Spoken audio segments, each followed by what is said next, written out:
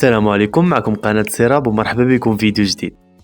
أخيرا عندنا النهارده في كأس الأمم الأفريقية أفضل 5 منتخبات أو ال5 المرشحين للفوز بكأس الأمم الأفريقية القادمة في 2024 من رقم 5 لرقم 1 مع وجود معايير خاصة لمحمد حافظ. اتفضل يا فندم. اولا يعني خلينا نتفق ان زي ما انت قلت من شويه البطوله المجمعه بيبقى ليها مقاييس خاصه طبعاً. مش بالضروره اللي يفوز بيها هو الأفضل يكون افضل منتخب في افريقيا. وضد مره زامبيا كسبت الفضائيين كاس الامم وضد الافريقيه. القمر. صحيح. مصر احيانا كسبت كاس الامم الافريقيه وهي ليست الاقوى لانها عندها تجربه وصنعت قصه خاصه زي مثلا 98. انت عاوز دلوقتي ارتب الجزائر رقم 1 الجزائر رقم 1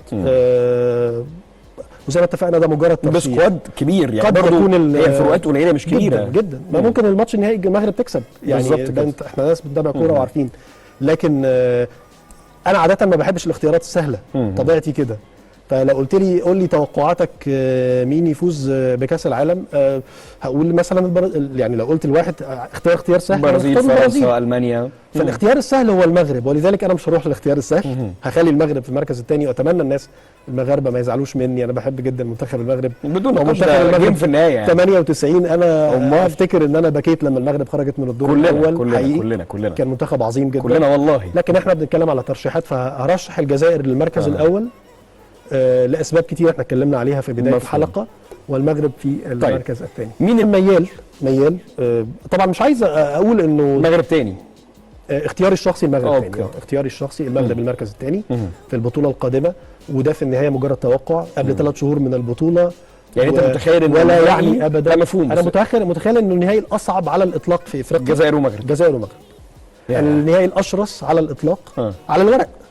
افضل فريقين من وجهه نظري في اللحظه دي في افريقيا هما المغرب والجزائر، لان انا مؤمن جدا بالنظريه دي. عندما تتحسن انت كشخص يتحسن منافسك المباشر.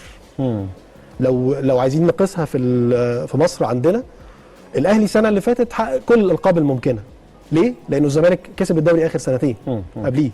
فلو الزمالك ما كانش كسب الدوري السنتين اللي قبل اللي فاتوا، انا اشك كثيرا ان الاهلي كان ينجح في تقديم المستوى اللي ظهر بيه الموسم اللي فات. فتحسن او الاهلي يكسب لكن ما ياخدش كل حاجه. مش هياخد كل حاجه. هو طبعا لازم بيطلع بحاجه الاهلي عاده، ولكن التحسن الطفره الكبيره اللي حصلت في الاهلي كان سببها انه الزمالك سيطر على الدوري سنتين ورا بعض. ده استفز جدا الاهلي وجماهيره وادارته وحتى لاعبيه.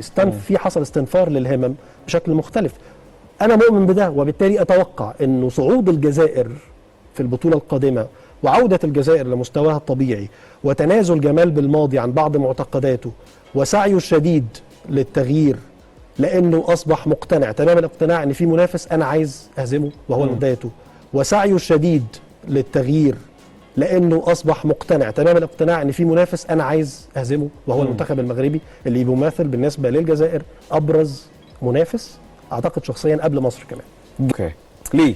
منتخب طبعا محافظ على عنصر مهم جدا من عناصر النجاح، وهو الاستقرار الفني. اليو سيسي مستمر في اكثر من 7 سنين على راس المشروع. نجح في تحقيق الانجاز التاريخي بالفوز بكاس الامم الافريقيه للمره الاولى في تاريخ السنغال، اللي هو النسخه اللي فاتت للاسف على حساب مصر. وصل كاس العالم، ظهر في كاس العالم بشكل لا باس به ابدا، تاهل للدور الثاني وخرج قدام منتخب انجلترا. اليو سيسي بيثبت انه يعني نجاح المنتخب الافريقي هو نموذج ناجح بالمناسبه. لو انا فاهم ده، بس لما يكون البطل انت حاطه في الترشيحات هنا الثالث فده معناه انه فقد شيء ما.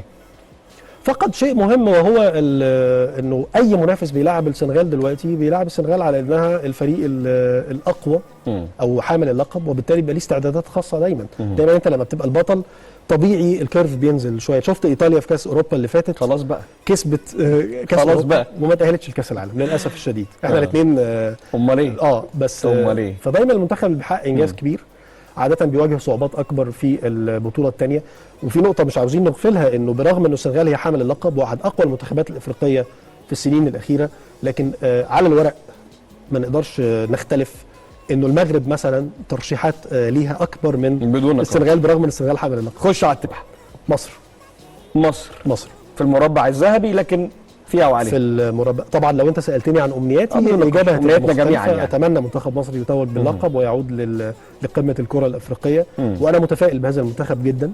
ما زلت متفائل، وما زلت لا اصدق المستوى الذي يقدمه في المباريات الوديه لو عايز الحقيقه، لاني انا دايما بشوف منتخب مصر بشكل مختلف في كاس الامم الافريقيه، حتى لو جوه البطوله بدا وحش. بالمناسبه هو اكتر منتخب عنده قدره انه يتلون داخل البطوله الواحده، فهو منتخب صعب الميراث جدا. انت قلت جمله حلوه في الاول انه زي الشعب المصري، زي بالظبط. الطلبه المصري، زي الطالب المصري بيتزنق ده الطالب تلاقي المصري. المعدن ظهر على طول. فمنتخب مصر اصعب منافس، بدليل انك انت في البطوله اللي فاتت فزت على الكاميرون في السيمي فاينال على ملعبها، حاجه يعني صعبه جدا في افريقيا. للناس اللي متابعه افريقيا مستحيل، مستحيل بمعنى الكلمه. احنا قدرنا نعمل ده. اوكي، رقم 4. 3 4 منتخب ساحل العاج ديفوار. منظم، كوت ديفوار مرتب من رقم 5 الى رقم 1. من رقم 5 لرقم 1. مين رقم 5؟ انا دايما اخر المرشحين الجامدين. اخر المرشحين جامدين من وجهه نظري. اوكي. ساحل العاج ديفوار. كوت ديفوار منظمه البطوله. واحد من اقوى المنتخبات الافريقيه بلا شك. تاني مره تستضيف كاس الامم الافريقيه بعد سنه 84. عندها طموحات كبيره جدا انها تفوز بالكاس، لكن اعتقد ان هي مش هتقدر، يعني اتوقع انها ما تقدرش توصل لمستوى التتويج. لكن على قد دور الثمانيه مثلا توصل دور الثمانيه. ممكن تقدر تصنع، يعني تكمل توصل لدور الاربعه، لكن في تصوري لو انا هحطها في ترتيب من دلوقتي هقول المركز الخامس، مع الاخذ في الاعتبار ان احنا لسه قدامنا من النهارده لحد كاس الامم الافريقيه 3 شهور. فالثلاث شهور دول بتحصل فيهم حاجات كتيره جدا في الكوره بدون نقاش. الرابع مصر. مصر. مين المنتخب اللي انت متخيل ممكن يبقى مفاجاه؟ يعني دول الكبار. اللي هو تياجو موتا، ودخل في اخر لحظه خطف اللاعب. انا بعتقد انه هيكون واحد من اهم لعيبه الدوري السعودي هذا الموسم. لكن لسوء الحظ منتخب جامبيا وقع في واحده من اصعب المجموعات في البطوله، وده ممكن يكون عائق بالنسبه له. فانا معجب جدا بكره قدم في جامبيا، ومعجب جدا بما يحدث كذلك في موريتانيا. موريتانيا فيها كمان طفره واضحه جدا في الكوره في السنين الاخيره. عندنا اخر 3 نسخ من كاس الامم الافريقيه موريتانيا تاهلت. فريق نوازيبو الموريتاني لاول مره في تاريخ موريتانيا حجز موقع في دور المجموعات في دوري ابطال افريقيا. فده واضح ان في طفره كبيره جدا في موريتانيا، لكن كمان مجموعتها مش سهله. طالما عدينا على كل العرب فلازم نعدي على تونس بدون نقاش. ما كانتش معانا في اللعبه، ما كانتش معانا في الكلام، لكن تونس في النهايه. لكن تونس تبقى تونس. نصور خرطاج المنتخب واحد من اكثر المنتخبات اللي عندها النزعه يعني الاحترافيه في افريقيا. ما يغيبش عن كاس العالم، يخش تصفيات كاس العالم بمنتهى الشياكه، يعدي تصفياته ويتاهل، واحنا نقعد نعافر ما نعرفش نتاهل. لكن تونس حاجزه مكانها دائما في كاس العالم. لا تتوقع ان كاس الامم الافريقيه، لا مش متوقع ان يكون من الكبار في كاس الامم.